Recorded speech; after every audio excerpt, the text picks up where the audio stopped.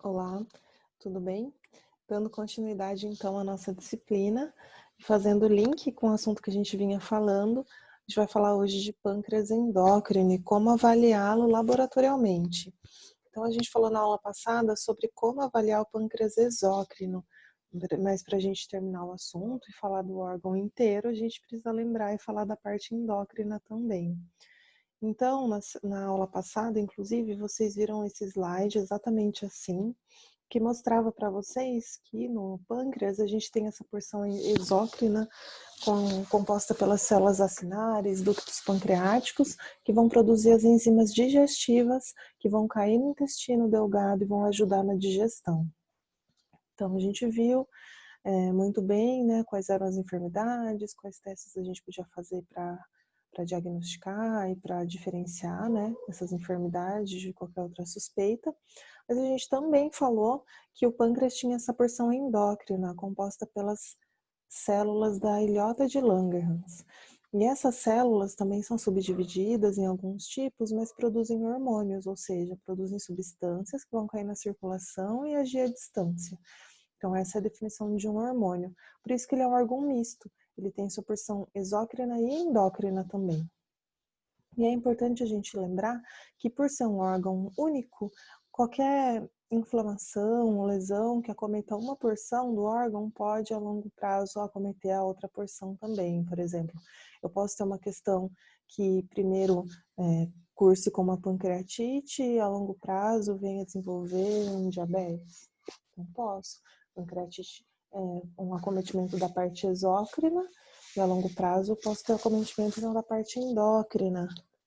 Ou então uma enfermidade como a pancreatite aguda, que aí a longo prazo cursa com uma insuficiência pancreática exócrina, também é possível, ambas da porção exócrina, tá? Isso também pode acontecer, porque é o mesmo órgão, tá? Então lembrando que a gente tem aí a amilase, a lipase, o tripsinogênio como enzimas que vão auxiliar na digestão de amido, lipídios e de proteínas.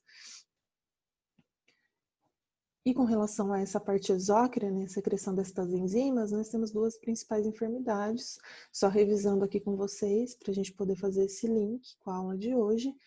E as principais enfermidades são, primeiro, a pancreatite. Então, ali na pancreatite, a gente tem extravasamento dessas enzimas, e aí, realmente a gente consegue dosar a lipase, a amilase no soro, no sangue, e principalmente a PLI, que aí eu consigo ver, lembra que nem a amilase nem a lipase eram específicas do pâncreas?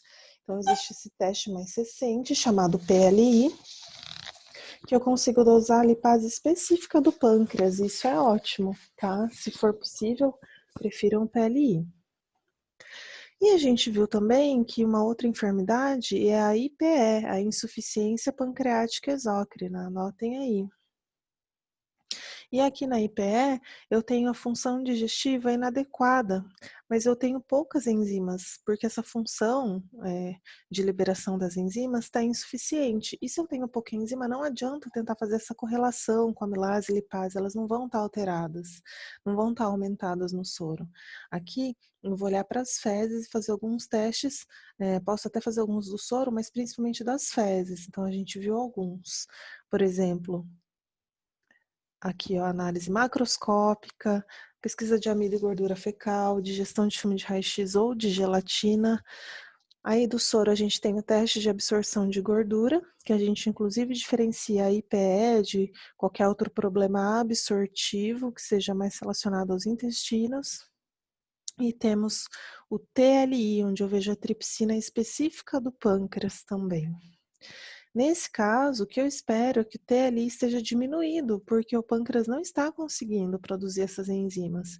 É por isso que a função digestiva está inadequada, e é por isso que eu chamo essa enfermidade de insuficiência pancreática exócrina. Então, tendo isso tudo muito bem sedimentado e compreendido, a gente vai falar então da porção endócrina, né, que é a produção desses hormônios que vão ter função tanto no equilíbrio nutricional do organismo, vão ajudar um pouquinho na digestão também, mas o principal não vão ajudar no sentido de secreção de enzimas, tá? Mas alguns ajudam a controlar aí o pH digestivo, temos algumas ações nesse sentido. Mas o principal aqui que a gente vai frisar na aula de hoje é o que está em negrito. Essas células beta secretando insulina. Então, anotem aí, isso é o mais importante de hoje. Embora a gente saiba que o pâncreas também secreta glucagon, somatostatina, polipeptídeos pancreáticos, tá bem? Mas foquem nisso. Então, as células beta vão secretar insulina, que tem um papel importantíssimo no organismo nosso, dos animais, tá? E aí, como a gente vai falar de pâncreas e de secreção de insulina, a gente vai falar diretamente sobre o metabolismo da glicose. Então, não vai ser a insulina aqui que a gente vai dosar, e na maioria das vezes não vai ser dosada mesmo, tá? Mas sim a glicose, porque a insulina está envolvida no metabolismo da glicose, então a gente precisa falar dela. Então, a gente sabe que em monogástricos, a absorção intestinal da glicose, né, oriunda dos alimentos, vai acontecer e aumentar a concentração de glicose no sangue entre 2 a 4 horas após a refeição. Então, toda vez que a gente estiver dosando uma glicose do sangue, ou seja, sérica, a gente precisa pedir um jejum para esse animal. Coisa que não é tão importante assim se a gente estiver fazendo só um hemograma, por exemplo. É claro que se o animal tiver acabado de comer, eu posso ter ali a lipemia do meu plasma, isso pode interferir sim na minha leitura de proteínas, tá? Mas não é tão importante quanto é aqui para a glicose. Então aqui eu preciso desse jejum porque eu sei que existe uma hiperglicemia transitória pós-prandial, tudo bem? Exceto em ruminantes, tá? Em ruminantes não existe esse pico aqui pós-prandial, como acontece nos monogástricos. E aí a gente também precisa lembrar lá da fisiologia que eu não tenho a glicose só oriunda da absorção intestinal. Eu tenho a glicose também vinda lá do fígado. Ou porque o glicogênio que estava armazenado foi quebrado, então esse organismo precisou de energia, foi lá e quebrou esse glicogênio, a gente chama isso de glicogenólise. Ou porque não tinha glicose disponível, esse organismo precisou de energia e foi lá e criou glicose a partir de outros substratos que não o carboidrato, e a gente chama isso de gliconeogênese. Então, a formação de glicose, nil de novo, e gênese, né? Lembra muito a Bíblia, né? Gênese de criação mesmo. Então, é a criação, neo de nova, então de nova glicose, a partir de um outro substrato, que pode ser proteína, em último caso até gordura. Então, a gente sabe que o normal é a ingestão de carboidrato e aumento da glicose. Mas o fígado consegue sim, a glicose é tão importante que ele consegue produzir a partir de outros substratos. Então, só para relembrar, porque daqui para frente, se a gente falar isso, isso tem que estar bem consolidado para vocês. Então, o primeiro termo que a gente acabou de ver é a glicogenólise, mas assim, a gente não precisa decorar, é só a gente olhar para a palavrinha. Lise não é quebra, e glicogênio é o que está querendo dizer aqui. Quebra de glicogênio, glicogenólise. Significa que vai ter a degradação do glicogênio desse fígado e também dos músculos para obtenção de energia. Glicogênese significa que a glicose está elevada e quando tem muita glicose de sobra, vai ter a formação desse glicogênio lá no fígado, nos músculos também, para reserva de energia. Então, gênese, lembra de formação desse glicogênio, lá no fígado, nos músculos. E gliconeogênese é a formação de nova glicose a partir de outros substratos que não sejam o carboidrato. Então, pode ser uma proteína, até mesmo gordura, podem dar origem, então, à glicose, tá? De tão importante que ela é. Então, a gente sabe que lá nas ilhotas de Langerhans, as células beta secretam insulina. E as principais disfunções do pâncreas endócrino envolvem as células beta, tá? Por isso que elas são tão importantes. Então, um animal com diabetes mellito tem aí a ausência de secreção de insulina. Então, a gente tem um problema nas células beta. Claro que a gente tem vários tipos de diabetes, tipo 1, tipo 2, pode ter também uma uma baixa ação da insulina que é secretada, a gente chama isso de resistência periférica à insulina, pode estar ali presente no diabetes tipo 2, mas de modo geral a gente tem aí a baixa produção de insulina, tá bem? E isso, por que que no diabetes o animal tem glicose elevada? Porque a insulina, que olha aqui embaixo, é responsável por mandar essa glicose para dentro da célula, não vai estar presente. Então, essa célula minha que precisa da glicose, necessita demais dessa glicose para se alimentar, vai morrer de fome, porque vai ter um monte de glicose, ela vai estar nadando em glicose e não vai conseguir se alimentar, porque não tem a insulina para mandar essa glicose para dentro da célula, tá bem? E aí, né, num diabetes mellitus, por exemplo, que é a principal enfermidade, que é a que a gente vai dar enfoque hoje, é exatamente isso que acontece. Um animal com hiperglicemia e um animal que não está conseguindo usar essa glicose, tá? Então, por isso que a gente já viu na aula de urinálise que vai ter glicosúria, então vai ter tanta glicose que vai ultrapassar o limiar de reabsorção dos túbulos renais e aí essa glicose começa a ser excretada também. E exatamente por esse motivo, porque a insulina, que era para agir aqui na membrana celular e permitir a entrada da glicose, não está presente para fazer o seu papel, para fazer a sua função. Num animal normal, a insulina, quando é secretada, vai ser responsável, então, pela absorção dessa glicose e, consequentemente, diminuição da glicemia, ou seja, diminuição da concentração da glicose no soro, vai facilitar o armazenamento de glicogênio, vai diminuir a glicogenólise, ou seja, a lise de glicogênio. Por que ela não precisa quebrar glicogênio? Porque ela está conseguindo fazer essa glicose ser utilizada pela célula, tá bom? Não faz sentido ela quebrar glicogênio aqui. Ela vai armazenar. E também a gente tem ali todo um balanço com a secreção de glucagon também, né, fisiologicamente, no animal saudável.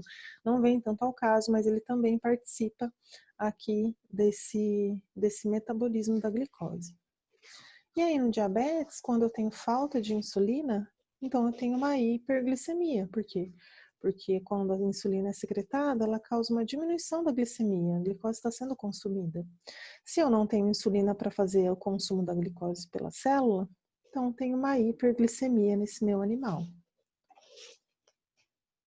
Como eu disse, o glucagon vai fazer o contrário, né? Vai trazer esse equilíbrio, então ele é secretado a partir do jejum e não a partir da alimentação, mas é um equilíbrio fisiológico, tá? Não precisam se atentar tanto a isso.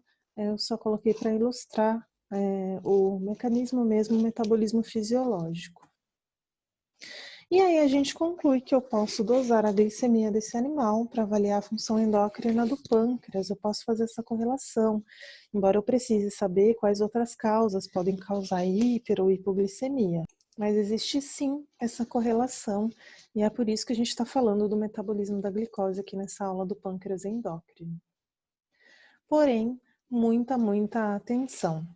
Porque quando esse meu animal apresentar hiperglicemia, mas estiver ou recebendo um corticoide exógeno, ou tiver um animal estressado, lembram da aula lá de leucograma? Que o estresse libera cortisol endógeno, mas quando o animal está tomando um corticoide, tem uma função similar no organismo. E ambas situações vão aumentar a glicemia, tudo bem? Então, esse animal que teve a glicemia dosada, se apresentar hiperglicemia, mas estiver tomando corticoide, estiver sob algum estresse, tá, crônico, doenças metabólicas. Vamos lembrar também aqui do hiperadrenocorticismo, que também vai ter um montão de cortisol circulante. Então, nessas situações, eu tenho que lembrar que eu posso ter uma hiperglicemia, porque o cortisol vai ter essa ação mesmo no organismo, diminuindo a ação da insulina nas células, aumentando a produção da glicose pelo fígado. Então, essas são as ações dele. Lembrem disso. E outra situação é a secreção de catecolaminas, ou seja, de adrenalina, num animal excitado, com muito medo, principalmente em gatos, lembrem disso. E isso interfere e aumenta a glicemia. Então, como que eu vou coletar um sangue de um animal assim, totalmente bravo, excitado, agitado, E vou dosar a glicemia, vai dar alterada, tá? Por quê? Porque teve secreção de adrenalina, que é o hormônio de luta ou fuga. E, gente, pensa comigo, se eu tô liberando o hormônio de luta ou fuga, faz sentido que eu tenha glicose circulante a partir da secreção desse hormônio, porque eu vou precisar de energia, ou para lutar ou para fugir, né? Então é por esse motivo que também temos uma hiperglicemia transitória aqui nesse animal, porém isso vai aparecer no meu teste, e a gente vai falar de soluções para isso também. Então lembrem-se dessas situações, tá? Só repetindo, relembrando pela importância, que são ou o animal que está recebendo algum corticoide, ou que tem cortisol em excesso, a gente vê isso nos casos de estresse, ou naquela doença que tem secreção exagerada de cortisol, que a gente chama de hiperadrenocorticismo, ou quando o animal liberou muita adrenalina, por excitação, por medo, por dor muito intensa também podemos ter, mas principalmente esse gato, lembrem dessa imagem, esse gato aqui é muito bravo, com muito medo, tá? Então pode ser um desafio nesses casos dosar a glicemia. E aí, se o animal tiver diabetes mellitus, lembra? Pouca insulina, glicose não entra na célula, então vai ter um monte de glicose circulante, hiperglicemia, vai ter glicose escapando pela urina, vai ter glicosúria. A gente tem a produção de insulina suficiente, muito embora eu não dose, na maioria das vezes, a insulina diretamente, mas é isso que acontece. E a ação da insulina também pode estar deficiente. Então, a gente tem no diabetes mellitus tipo 1, uma destruição imunomediada das células secretoras de insulina, e que ocorre principalmente em cães, tá? Tipo 1, isso vocês ainda vão ver lá em clínica. E a diabetes tipo 2 ocorre principalmente em gatos. E eu não tenho uma destruição imunomediada da célula que produz insulina, mas eu posso ter, sim, uma disfunção dessas células e posso ter uma resistência periférica à ação dessa insulina. Então, aquele gato obeso, tá? Porque a obesidade é uma predisponente, né, de diabetes mellitus tipo 2, ele pode desenvolver essa condição. Então, a gente tem aí esses dois tipos de diabetes, mas a gente precisa lembrar que ambos vão cursar com essa hiperglicemia, ou porque tem pouca insulina, ou porque de qualquer forma essa insulina não está conseguindo agir de forma eficiente, e eu também posso ter glicosúria, tá bem? E lembrando que, como a gente falou no começo da aula, um animal com pancreatite pode sim estar predisposto, principalmente a pancreatite aguda, né, que é o que mais acontece em cães. Então, cães têm mais pancreatite aguda e gatos têm mais pancreatite crônica. Mas principalmente nas pancreatites agudas, existe essa predisposição, por ser o mesmo órgão, né, de acontecer o desenvolvimento de um diabetes mellitus. Simplesmente por ser o mesmo órgão, né? Então tem a porção exócrina e endócrina ali lado a lado, convivendo juntinhos. Então a gente precisa lembrar da anatomia também para fazer esse raciocínio clínico. Então, por exemplo, se chegar um gato para vocês, vocês vão pedir exames, perceberam que esses exames apresentaram ali uma hiperglicemia importante. O que vocês precisariam descartar antes de bater o martelo, falar que esse animal tem diabetes mellitus? Claro, né, se for a suspeita. Então, esse animal veio ali com todos os sinais clínicos que pareciam indicar para um diabetes mellitus. Eu fiz um exame e realmente deu hiperglicemia, também percebi glicosúria, né, glicose na urina. Mas lembrem-se, é um gato. Então, o que eu preciso descartar, né, antes de realmente dizer se é ou não diabetes? Lembrem que o gato, aquela imagem do gato bravo lá, excitado, com medo, ele pode, simplesmente pela liberação de adrenalina, também ter uma hiperglicemia. Então, para gatos, é muito importante que a gente saiba contornar essa situação. Tá? Então, é por isso que a gente tem alternativas à dosagem de glicose, que é isso que a gente vai ver na sequência. Então, o que a gente vai ver agora é exatamente isso. Como que eu faço para avaliar laboratorialmente o metabolismo da glicose? O primeiro passo sempre vai ser a dosagem da glicose sanguínea.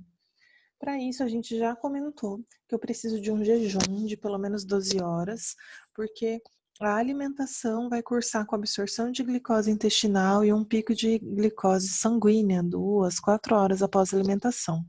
Então, a gente pede por garantia um jejum de 12 horas, tá? Exceto nos casos que o animal tem uma hipoglicemia muito importante, a gente evita jejum prolongado demais, mas nos animais saudáveis peça um jejum de 12 horas, tá bem?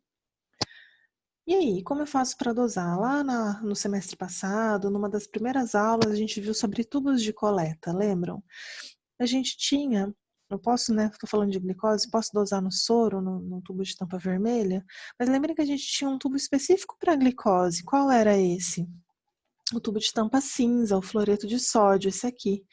E, na verdade, esse tubo aqui, né, ele é específico para a glicose porque ele vai impedir que as células consumam a glicose presente nesse plasma, tá? Aqui o sangue não coagula nesse tubo. Ele não coagula. Então, eu tenho o fluoreto de sódio que vai impedir o uso da glicose por essas células, que é o que acontece se eu coletar agora um sangue num tubo de tampa vermelha. Se eu não fizer a separação do soro e das células, mesmo que eu centrifugue, vai começar a diminuir essa glicose no decorrer do tempo, porque a glicose é alimento, né? Então, essas células vão conseguir consumir essa glicose. Então, a primeira solução é coletar num tubo de tampa cinza com fluoreto de sódio, ou se for, eu não tenho, né, um tubo desses, só tenho um tubo de tampa vermelha ou de tampa amarela, que são aqueles que separam o soro do sangue e que coagulam. Então, centrifugue e separe esse soro em 30 minutos, tá? O mais rápido que você conseguir. E separar, centrifugar e retirar esse sobrenadante e guardar num outro tubinho, tá bem? E a gente tem também como rotina na clínica, para não precisar enviar para o laboratório, o uso do glicosímetro, que é esse aparelhinho aqui, que também faz a dosagem a partir do sangue total. Então, aquele aparelhinho do diabético que coloca uma gotinha de sangue total, que fura o dedo, já devem ter visto, e consegue avaliar a glicemia, tá? Em ambos os casos é preciso de jejum. O glicosímetro, apesar de ser prático, a gente precisa tomar cuidado, porque se eu for comparar uma medida feita no glicosímetro com uma medida feita por um laboratório num aparelho bioquímico, pode não bater 100%, tá? Porque aqui eu estou usando sangue total e aqui eu estou usando somente o sobrenadante, tá? Aqui tem células sanguíneas também. Então, é por esse motivo. Aqui pode ser até 17% menor, algumas literaturas falam. Então, aqui pode dar um resultado um pouco menor. Então, o que a gente faz? Se a gente for fazer no glicosímetro, sempre comparar com medidas do glicosímetro. Se eu for fazer aqui no laboratório de confiança, comparar sempre com medidas do laboratório de confiança, tá? Nos casos de variações pequenas. Então, aqui tem um vídeo mostrando pra gente a coleta. Deixa eu só pôr pausa para eu conseguir falar passo a passo. Aqui ela vai fazer a coleta de uma gota de sangue para colocar no glicosímetro. E para dosar essa glicemia, lembra, da forma imediata, a partir daquele aparelhinho, da gotinha de sangue total. Então, no glicosímetro vem junto uma caneta como essa e vem umas agulhinhas, umas ponteirinhas, né, descartáveis que a gente coloca dentro dessa caneta. Aqui ela está encaixando uma e ela vai tirar essa parte, esse lacre da ponta, para expor a agulhinha. Tá? Essa caneta que a gente vai usar para fazer o furinho, para coletar a gota de sangue. Então, ela encaixa, vai tirar o lacre, coloca, tá vendo? Uma fitinha, então também vem várias fitinhas de uso único, descartáveis. A gente coloca uma por amostra no glicosímetro, aqui ela colocou uma. E esse glicosímetro, ele já liga automaticamente, tá? Existem várias marcas, deem sempre preferência para marcas veterinárias. E aí ela coloca a tirinha e a gota vem sempre aqui nessa parte mais distante do aparelho. Então, montou a caneta, montou o glicosímetro, já está tudo pronto. Então, ela vai coletar aqui da bochecha, tá? Então, ela dobra essa bochecha nessa região, onde é bastante vascularizada, e vai vir com a caneta para fazer a lancetagem. Então, quando ela apertar aqui, ela vai conseguir fazer a lancetagem com uma agulha muito fininha para vir essa gota de sangue. Então, ela pode usar aqui essa região do lábio superior, ela pode usar a orelhinha do animal. Calo de apoio também é possível, tá? Se a pele não for tão espessa. Coxim, mas não um coxim esse que rela no chão, um coxim mais proximal do membro, né, também é possível. A gente tem esse coxim que encosta no chão e também tem um coxim, né, mais aqui, mais proximal. Esse coxim também é possível. A gente tem essas opções. O que ela preferiu do lábio superior. Então, ela vai fazer a lancetagem. Ela aperta aqui. Fez um furinho. E aí você aperta para vir um pouco mais de sangue. E aí, ó, pronto. É isso aqui que basta. E ela vai encostar a fitinha do glicosímetro para puxar por capilaridade essa gota de sangue. Isso basta. E aqui o aparelho já mostra imediatamente a glicemia a partir do sangue total, 75. Tá bem?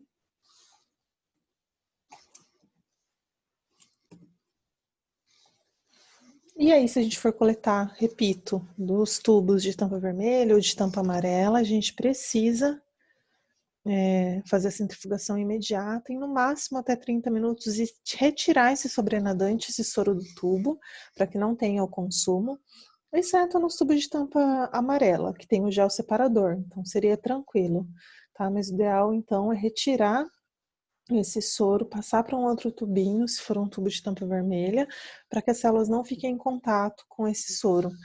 E se for um envio para um laboratório mais distante, que a gente envie num tubo de tampa cinza.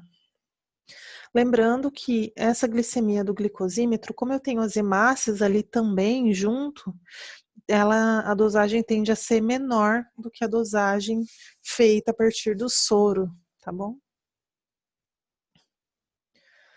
E aí, gente, a curva glicêmica também é uma possibilidade. O que que é isso? Em alguns animais que já foram diagnosticados com diabetes, eu posso precisar fazer várias medidas ao longo do dia, ao longo de 10 horas ou 24 horas. E aí, eu preciso coletar a cada 1, 2 horas, né, aí a critério do veterinário, uma mensuração de glicose para ver como que está a ação da minha insulina. Então, eu quero saber se tem picos muito baixos de glicose ou se ela nem chega a baixar, mesmo com a terapia insulina. Como que é isso? Como que está a resposta do meu animal? Isso é muito importante, porque nos animais que estão recebendo insulina, às vezes uma única mensuração não é o suficiente para avaliar o sucesso daquela terapia medicamentosa, tá? Então, isso também é uma opção que vocês podem precisar num animal que já foi diagnosticado com diabetes mellitus e que já está recebendo essa terapia. Até para ver se precisa ajustar a dose de insulina ou se precisa mudar o tipo de insulina, tá bom?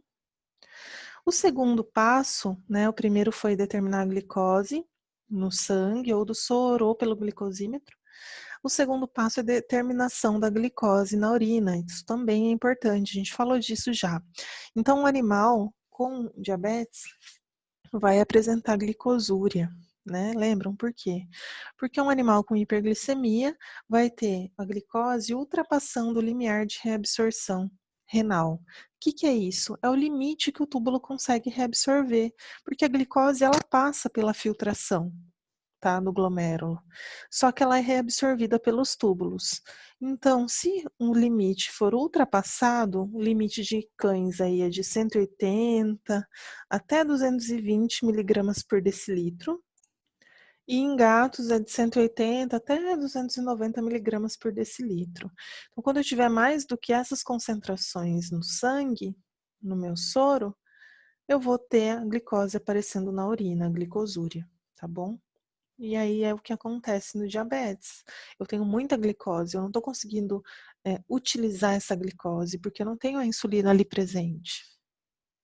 Ou também é possível haver glicosúria, mesmo nos casos de normoglicemia, se eu tiver uma lesão tubular, se eu tiver um problema no meu túbulo, tá?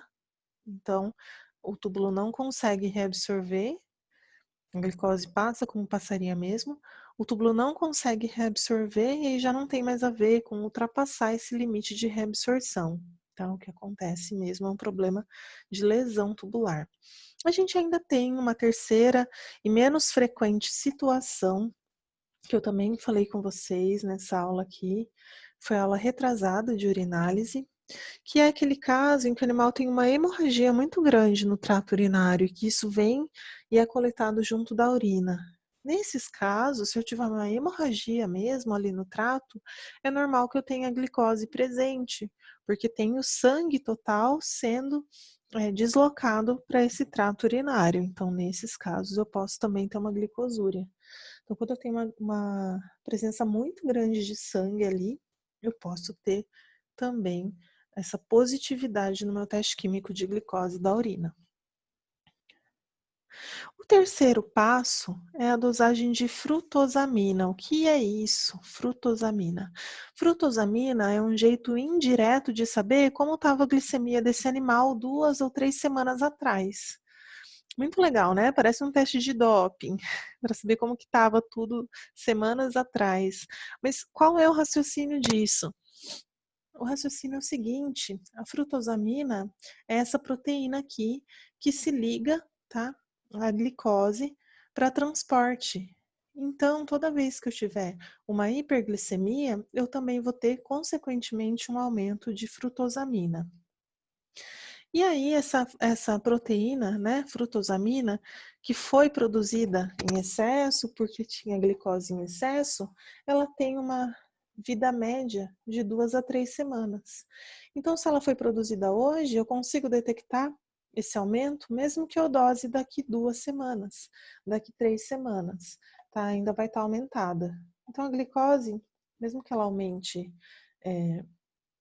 hoje, né, coletei de um gato super agitado, excitado, e ela aumentou agora, hoje, durante a coleta, tá?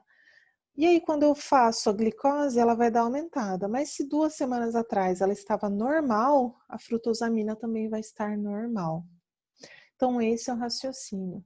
A quantidade de frutosamina é a quantidade que tinha de glicose 2 a 3 semanas atrás. Então, se a gente for pensar, isso é ótimo, tá? Principalmente para os animais que têm alguma condição momentânea que possa aumentar a glicose. Por exemplo, esse gato que a gente falou, que a gente conversou, super nervoso, excitado, agitado. Então, mesmo que ele tenha hoje e agora uma hiperglicemia transitória, a glicose se aumenta, né, pela liberação de adrenalina. A frutosamina não. A frutosamina vai representar o quanto que tinha de glicose 2 a 3 semanas atrás por conta da vida média dessa proteína, tá? E aí a gente tem os valores de referência aqui para cão e para gato, eu deixei aqui no cantinho para vocês. E a gente tem ainda, depois da dosagem de frutosamina, o quarto passo, que também é uma outra possibilidade, que é a dosagem da hemoglobina glicosilada ou hemoglobina glicada, como vocês podem também encontrar na literatura. Ela é menos usada na veterinária, mas ela é uma opção, é bastante usada na medicina humana. E, gente, é o mesmo raciocínio que a gente acabou de falar da frutosamina.